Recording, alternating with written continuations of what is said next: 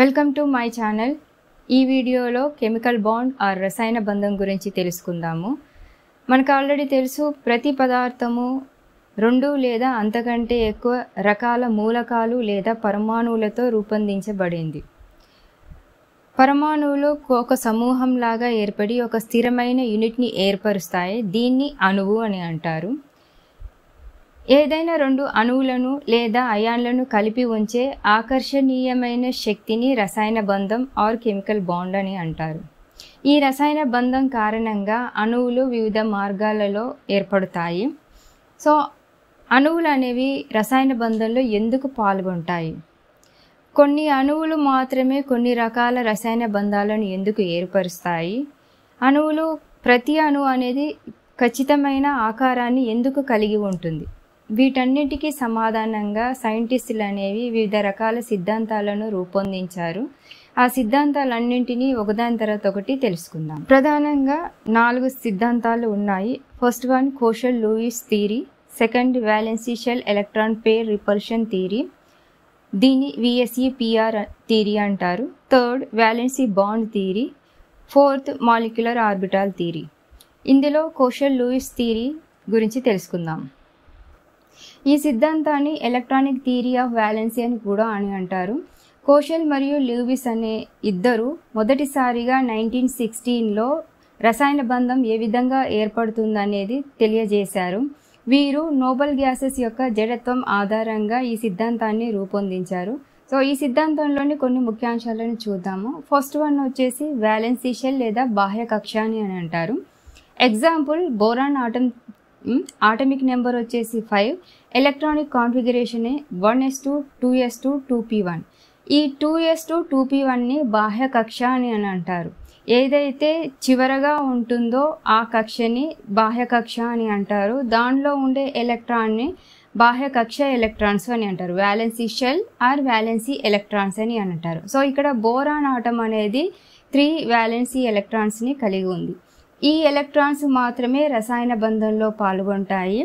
ఎన్నైతే ఎలక్ట్రాన్స్ అనేవి వ్యాలెన్సీ షెల్లో ఉంటాయో ఆ ఎలక్ట్రాన్స్ ఆధారంగా వాటి యొక్క రియాక్టివిటీ మరియు బాండింగ్ బిహేవియర్ అనేది ఆధారపడి ఉంటుంది. నెక్స్ట్ థర్డ్ రూల్ వచ్చేసి ఆక్టెట్ రూల్. ఆక్టెట్ రూల్ అని అంటే ప్రతి ఆటం అనేది ఒక స్టేబుల్ ఎలక్ట్రానిక్ కాన్ఫిగరేషన్ని కలిగి ఉండడానికి ప్రయత్నం చేస్తూ ఉంటుంది. మనకి నోబెల్ గ్యాసెస్ అనేవి స్టేబుల్ ఎలక్ట్రానిక్ కాన్ఫిగరేషన్ని కలిగి ఉంటుంది. అంటే వాటి యొక్క బాహ్య కక్షలో వ్యాలెన్సీ షెల్లో 8 ఎలక్ట్రాన్స్ ఉన్నట్లయితే దాన్ని స్టేబుల్ ఎలక్ట్రానిక్ కాన్ఫిగరేషన్ అని అంటారు. ఒక హీలియం మాత్రమే 2 ఎలక్ట్రాన్స్ని కలిగి ఉంటుంది. సో 8 ఎలక్ట్రాన్స్ ఉన్నట్లయితే దాన్ని ఆక్టెట్ అని అంటారు. ఆక్టెట్ రూల్ ఫాలో అవుతుందా లేదా అని చూస్తారు. సో ఈ ఆక్టెట్ రూల్ ఫాలో అవ్వడానికి ప్రతి ఆటం అనేది ఎలక్ట్రాన్స్ని కోల్పోవడం కానీ, ఎలక్ట్రాన్లను తీసుకోవడం కానీ లేదా ఎలక్ట్రాన్స్ని షేర్ చేసుకోవడం లాంటివి చేస్తూ ఉంటుంది. ఈ విధంగా అది స్టేబుల్ ఎలక్ట్రానిక్ కాన్ఫిగరేషన్ని పొందుతుంది. దీన్నే ఆక్టెట్ రూల్ అని అంటారు. అణువులు పరమాణువుల మధ్య ఎలక్ట్రాన్లు కోల్పోవడము లేదా తీసుకోవడము లేదా ట్రాన్స్ఫర్ అవ్వడం వల్ల, షేర్ చేసుకోవడం వల్ల మనకి 2 రకాల బంధాలు ఏర్పడతాయి. దాన్ని అయానిక్ బాండ్ మరియు కోవలెంట్ బాండ్. ఫస్ట్ వన్ వచ్చేసి అయానిక్ బాండ్. అయానిక్ బాండ్ అని అంటే 2 పరమాణువుల మధ్య లేదా అణువుల మధ్య ఎలక్ట్రాన్లు పూర్తిగా బదిలీ అవ్వడాన్ని అయానిక్ బాండ్ అని అంటారు. అంటే ఒక పరమాణువు నుంచి ఇంకొక పరమాణుకి ఎలక్ట్రాన్లు బదిలీ అవ్వడాన్ని అయానిక్ బాండ్ అని అంటారు. కోషల్ సిద్ధాంతం ప్రకారము ఎలక్ట్రోపాజిటివ్ ఎలిమెంట్స్ అనేవి లైక్ మనకి ఆల్కలీ మెటల్స్ అనేవి తక్కువ అయనైజేషన్ ఎనర్జీని కలిగి ఉంటుంది. సో అయనైజేషన్ ఎనర్జీ అని అంటే దాని యొక్క బాహ్య కక్ష నుంచి ఎలక్ట్రాన్లు ఈజీగా కోల్పోవడాన్ని అయనైజేషన్ ఎనర్జీ అని అంటారు. సో ఈ ఆల్కలీ మెటల్స్ అనేవి లో అయనైజేషన్ ఎనర్జీని కలిగి ఉండటం వల్ల దాన్ని ఎలక్ట్రాన్లు ఈజీగా కోల్పోగలుగుతుంది. అదేవిధంగా నాన్ మెటల్స్ లేదా హాలోజన్స్ అనేవి ఎలక్ట్రాన్ ఎఫినిటీని కలిగి ఉంటుంది. ఎలక్ట్రాన్ ఎఫినిటీ అంటే ఎలక్ట్రాన్లను తీసుకునే సామర్థ్యం ఎక్కువగా ఉంటుంది. సో బాహ్య కక్ష నుంచి ఎలక్ట్రాన్లను తీసుకునే సామర్థ్యాన్ని ఎలక్ట్రాన్ ఎఫినిటీ అని అంటారు. సో ఈ విధంగా వాటి రెండిటి మధ్య బంధం అనేది ఏర్పడుతుందని కోషల్ చెప్పాడు. ఎగ్జాంపుల్ సోడియం మెటల్ అనేది దాని యొక్క బాహ్య కక్షలో ఒక ఎలక్ట్రాన్ ఉంటుంది. ఈ ఎలక్ట్రాన్ని కోల్పోవడం వల్ల Na+ క్యాటయాన్గా మారుతుంది. అదేవిధంగా క్లోరిన్ అనేది 7 ఎలక్ట్రాన్స్ని దాని బాహ్య కక్షలో ఉంటాయి. ఈ 7 ఎలక్ట్రాన్స్ అదేం చేస్తుందంటే దానికి ఒక ఎలక్ట్రాన్ కావాలి కాబట్టి అది సోడియం నుంచి తీసుకోవడం వల్ల క్లోరైడ్ యానయాన్గా మారుతుంది. సో Na+Cl- ఈ రెండిటి మధ్య ఎలక్ట్రాన్స్ అనేవి ట్రాన్స్ఫర్ అవ్వడం వల్ల మనకి NaCl అనేది ఏర్పడుతుంది. వాటి మధ్య అయానిక్ బాండ్ అనేది ఫామ్ అవుతుంది. నెక్స్ట్ కోవలెంట్ బాండ్ అంటే రెండు ఆటమ్స్ మధ్య ఎలక్ట్రాన్లు షేర్ చేసుకోవడాన్ని కోవలెంట్ బాండ్ అని అంటారు. సో ఈ కోవలెంట్ బాండ్లో పార్టిసిపేట్ చేసే ఏ ఆటం అయినా లేదా అణువు పరమాణు అయినా తప్పకుండా ఒక ఎలక్ట్రాన్ని షేర్ చేయాలి ఇంకొక ఆటంకి. ఒక ఎలక్ట్రాన్ పేర్ అనేది రెండు ఆటం మధ్య షేర్ అయినట్లయితే మనకి సింగిల్ బాండ్ అనేది ఏర్పడుతుంది. 2 ఎలక్ట్రాన్ పేర్స్ అనేవి రెండు ఆటమ్స్ మధ్య షేర్ అయినట్లయితే మనకి డబుల్ బాండ్ ఏర్పడుతుంది. 3 ఎలక్ట్రాన్ పేర్స్, 1 పేర్ అంటే 2 ఎలక్ట్రాన్స్, 2 పేర్స్ అంటే 4 ఎలక్ట్రాన్స్, 3 పేర్స్ అంటే 6 ఎలక్ట్రాన్స్. ఆ విధంగా 3 పేర్స్ అనేవి రెండు ఆటమ్స్ కానీ పరమాణువుల మధ్య కానీ షేర్ అయినట్లయితే మనకి ట్రిపుల్ బాండ్స్ అనేవి ఏర్పడతాయి. Example water molecule. ఇక్కడ ఆక్సిజన్కి 6 ఎలక్ట్రాన్స్ అనేవి వ్యాలెన్సీ షెల్లో ఉంటాయి. దీనికి 2 ఎలక్ట్రాన్స్ అయితే అది స్టేబుల్ ఎలక్ట్రానిక్ కాన్ఫిగరేషన్ని పొందుతుంది. అందుకోసమని అది 2 హైడ్రోజన్ ఆటమ్స్తోని 2 ఎలక్ట్రాన్స్ని షేర్ చేసుకుంది. అలాగే హైడ్రోజన్ కూడా 1 ఎలక్ట్రాన్ అనేది వ్యాలెన్సీలో షెల్లో ఉంటుంది కాబట్టి ప్రతి హైడ్రోజన్ అనేది ఒక ఎలక్ట్రాన్ని ఆక్సిజన్తో షేర్ చేసుకోవడం వల్ల కోవలెంట్ బాండ్ అనేది వాటి మధ్య ఏర్పడుతుంది. ప్రతి పరమాణు యొక్క వ్యాలెన్సీ ఎలక్ట్రాన్స్లను గుర్తించడానికి లూయిస్ సింబల్స్ని ప్రతిపాదించాడు. వీటిని లూయిస్ సింబల్స్ అని అంటారు.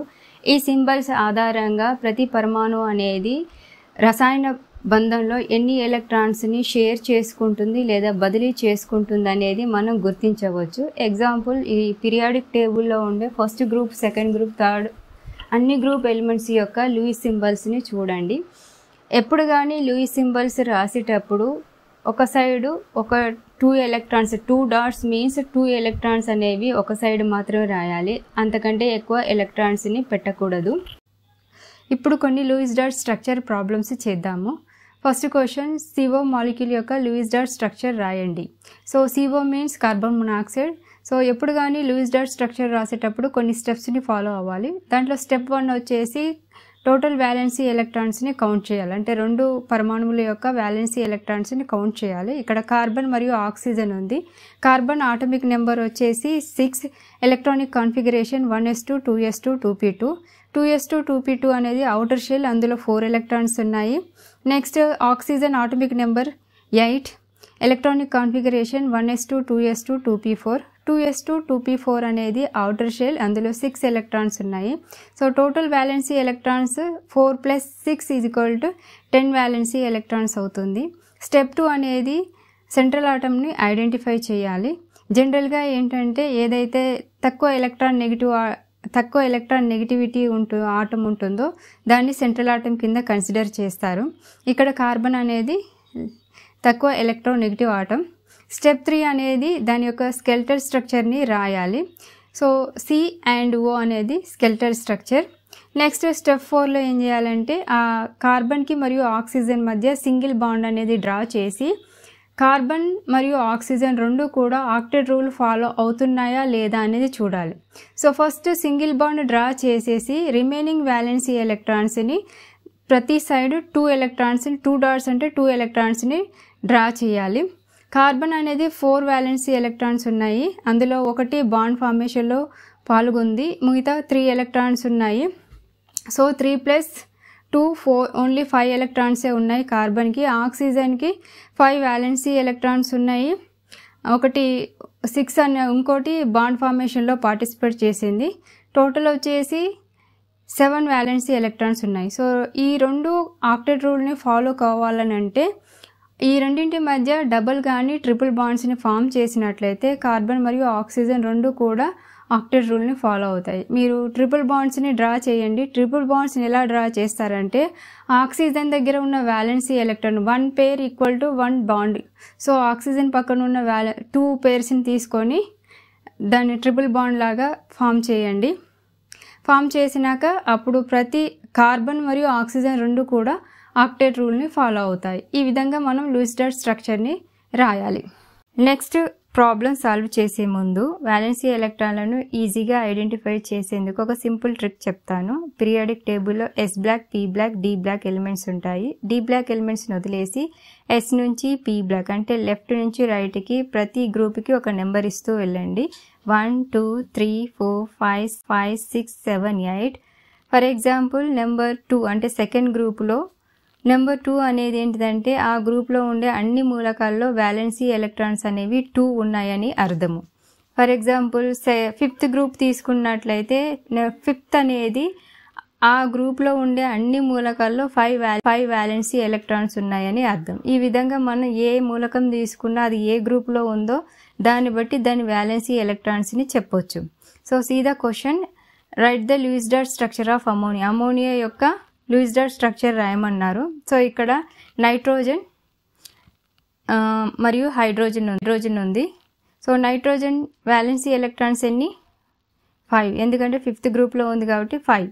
అండ్ 3 హైడ్రోజన్ ఆటమ్స్ పార్టిసిపేట్ చేశాయి కాబట్టి 5 + 3 total 8 valency electrons. Next central ఆటమ్ని ఐడెంటిఫై చేయాలి. సెంట్రల్ ఆటమ్ని మనకి లీస్ట్ ఎలక్ట్రాన్ నెగిటివ్ ఆటమ్ అనేది తెలియలేదనుకోండి, ఏదైతే సింగిల్ ఆటం మూలకంలో ఉందో ఆ అణువులో సింగిల్ ఆటం ఏదైతే ఉందో దాన్ని సెంట్రల్ ఆటం కింద కన్సిడర్ చేయొచ్చు. సో నైట్రోజన్ అనేది central atom. Next skeletal structure రాయాలి. సో మధ్యలో నైట్రోజన్ రాసేసి 3 సైడ్స్ హైడ్రోజన్ పెట్టేయండి. నెక్స్ట్ నైట్రోజన్కి మరియు హైడ్రోజన్ మధ్య సింగిల్ బాండ్స్ పెట్టేయండి. సింగిల్ బాండ్ డ్రా చేసినాక రిమైనింగ్ వ్యాలెన్సీ ఎలక్ట్రాన్స్ని నైట్రోజన్ పైన ఒక 1 పేర్ కింద పెట్టండి. ఎప్పుడు కానీ హైడ్రోజన్ సింగిల్ బాండ్స్ని మాత్రమే ఫామ్ చేస్తుంది, నైట్రోజన్ ట్రిపుల్ బాండ్స్ని ఫామ్ చేస్తుంది. సో ఇక్కడ నెంబర్ ఆఫ్ బాండ్ పేర్స్ అనేవి 3 సెంట్రల్ ఆటమ్ని బేస్ చేసుకొని, తర్వాత లోన్ పేర్స్ అనేవి నైట్రోజన్ మీద 1 ఉంది. సో ఈ విధంగా Lewis dot structure. So next మనకి ఫార్మల్ చార్జ్ ఎలా ఐడెంటిఫై చేయాలి. ఒక మూలకం ఇచ్చినప్పుడు దాంట్లో ప్రతి ఆటం యొక్క ఫార్మల్ చార్జ్ని ఎలా ఐడెంటిఫై చేయాలని దానికి ఒక ఫార్ములా ఉంది. అదేంటంటే number of valency electrons in the free atom. Valency electrons అంటే ఒక ఆటం మూలకంలో ఉండే ఒక ఆటం యొక్క valency electrons minus number of unshared electrons ఏవైతే బాండింగ్లో పార్టిసిపేట్ చేయలేదో ఆ single electrons minus number of bonds, ఆ పర్టికులర్ ఆటం ఎన్ని బాండ్స్ని ఫామ్ చేసింది. ఈ ఫార్ములా ఆధారంగా మనం ఏ ఆటం యొక్క ఫార్మల్ చార్జ్ని చెప్పవచ్చు. సో ఇక్కడ ఓజోన్ తీసుకున్నట్లయితే ఫస్ట్ ఓజోన్ యొక్క స్ట్రక్చర్ని రాయండి. రాసినాక సెంట్రల్ ఆటం బేస్ చేసుకొని నెంబరింగ్ ప్రతి ఆటంకి నెంబర్ ఇవ్వండి. సో 1 2 3. ఈ ఫార్ములాని ఆధారంగా ఫస్ట్ సెంట్రల్ ఆటం యొక్క ఫార్మల్ చార్జ్ని తెలుసుకుందాము. సో సెంట్రల్ ఆటం ఫస్ట్ ఏంటి? Number of valency electrons. Center atom ఏంటి? ఆక్సిజన్. దాని యొక్క valency electrons 6 minus number of unshared electrons. ఎన్ని ఎలక్ట్రాన్స్ ఉన్నాయి సెంట్రల్ ఆటంకి? 2 ఎలక్ట్రాన్స్ ఉన్నాయి బాండ్ ఫార్మేషన్లో, బాండ్ బంధాన్ని ఏర్పరచనివి. Minus number of bonds. ఎన్ని బాండ్స్ ఫామ్ చేసింది సెంట్రల్ ఆటం? 3 బాండ్స్ని ఫామ్ చేసింది. సో 6 - 2 - 3 = +1 ఛార్జ్ అనేది ఉంటుంది ఆక్సిజన్ ఆటంకి. నెక్స్ట్ సెకండ్ ఆటం చూసినట్లయితే number of valency electrons 6, number of single electrons lone pairs or unshared electrons ఏవైతే ఉన్నాయి 4 ఉన్నాయి. 6 - 4 మైనస్ బాండ్స్ ఎన్ని ఉన్నాయి? 2 ఉన్నాయి. సో 2.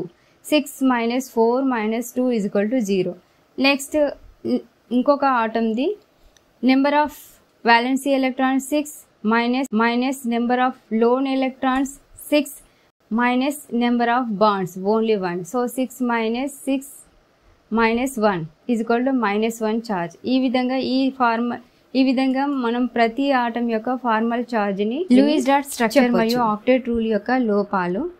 ఈ సిద్ధాంతం అనేది ఆర్గానిక్ కంపౌండ్స్ యొక్క నిర్మాణాలను వివరించడానికి ఉపయోగపడుతుంది. ఈ సిద్ధాంతం అనేది సెకండ్ పీరియడ్ ఎలిమెంట్ వరకు మాత్రమే అప్లై అవుతుంది, రిమైనింగ్ ఎలిమెంట్స్కి ఇది అప్లై కాదు. ఆక్టేట్ రూల్లో ముఖ్యంగా 3 లోపాలు ఉన్నాయి. ఫస్ట్ది ఏంటిదంటే సెంట్రల్ ఆటం అనేది ఆక్టేట్ రూల్ని ఫాలో కాకపోవడము. Example lithium chloride, beryllium hydride, boron trichloride. ఇందులో లిథియం, బెరీలియం, బోరాన్ అనేవి సెంట్రల్ ఆటమ్స్. ఇవన్నీ ఈ 3 అనేవి 4 ఎలక్ట్రాన్ల కంటే తక్కువ వ్యాలెన్సీ ఎలక్ట్రాన్స్ని వ్యాలెన్స్ షెల్లో కలిగి ఉంటాయి కాబట్టి ఇది ఆక్టేట్ రూల్ని ఫాలో అవ్వదు. నెక్స్ట్ బేసి సంఖ్య ఎలక్ట్రాన్లు కలిగి ఉన్న మాలిక్యూల్స్ అనేవి. ఎగ్జాంపుల్ నైట్రిక్ ఆక్సైడ్ మరియు నైట్రోజన్ డయాక్సైడ్ అనేది వీటి వ్యాలెన్సీ అంటే నైట్రోజన్ అనేది 5 వ్యాలెన్సీ ఎలక్ట్రాన్స్ని కలిగి ఉంటుంది. ఇది నైట్రిక్ ఆక్సైడ్ మరియు నైట్రోజన్ డయాక్సైడ్ ఇవి 2 ప్రతి ఆటం అనేది ఆక్టేట్ రూల్ని ఫాలో కాదు, ఎందుకంటే ఇది రెసొనెన్స్ స్ట్రక్చర్ని చూపిస్తుంది, తర్వాత ఆక్టేట్ రూల్ని ఫాలో కాదు. నెక్స్ట్ ఎక్స్పాండెడ్ ఆక్టేట్ రూల్ అని అంటే మోర్ దెన్ 8 ఎలక్ట్రాన్స్ కనుక ఉన్నట్లయితే దాన్ని ఎక్స్పాండెడ్ 8 వ్యాలెన్స్ ఆక్టేట్ రూల్ అని అంటారు. ఇక్కడ డి బ్లాక్ ఎలిమెంట్స్ అనేవి మోర్ దెన్ 8 ఎలక్ట్రాన్స్ అనేవి వ్యాలెన్స్ షెల్లో ఉంటాయి. ఇవి కోఆర్డినేషన్ కంపౌండ్స్ని ఫామ్ చేసినప్పుడు సెంట్రల్ ఆటమ్ అనేది 8 ఎలక్ట్రాన్స్ కంటే ఎక్కువ ఎలక్ట్రాన్స్ని కలిగి ఉంటుంది. Example sulphur dioxide, sulphur trioxide. ఇందులో సల్ఫర్ అనేది సెంట్రల్ ఆటము. ఈ సెంట్రల్ ఆటమ్ అనేది 10 వ్యాలెన్సీ ఎలక్ట్రాన్స్ని కలిగి ఉంటుంది. తర్వాత ఆక్టేట్ రూల్ అనేది మెయిన్గా నోబెల్ గ్యాసెస్ యొక్క జడత్వం బేస్ చేసుకొని ఆధారపడి ఉంటుంది. నోబెల్ గ్యాసెస్ జడత్వం అనేది అంటే వాటి యొక్క వ్యాలెన్సీ షెల్లో 8 ఎలక్ట్రాన్స్ ఉన్నట్లయితే అది స్టేబుల్ ఎలక్ట్రానిక్ కాన్ఫిగరేషన్ని కలిగి ఉన్నట్టు, కాబట్టి అది చర్యలో పాల్గొనదు. కానీ ఇక్కడ కొన్ని నోబెల్ గ్యాసెస్ అనేవి జినాన్ కానీ క్రిప్టాన్ కానీ రియాక్షన్లో ఆక్సిజన్ మరియు ఫ్లోరిన్తో చర్యలో పాల్గొని జినాన్ ఫ్లోరైడ్ మరియు క్రిప్టాన్ ఫ్లోరైడ్ని ఏర్పరుస్తుంది. ఇవి ఏ విధంగా ఏర్పడ్డాయి అనేది ఆయన వివరించలేకపోయాడు.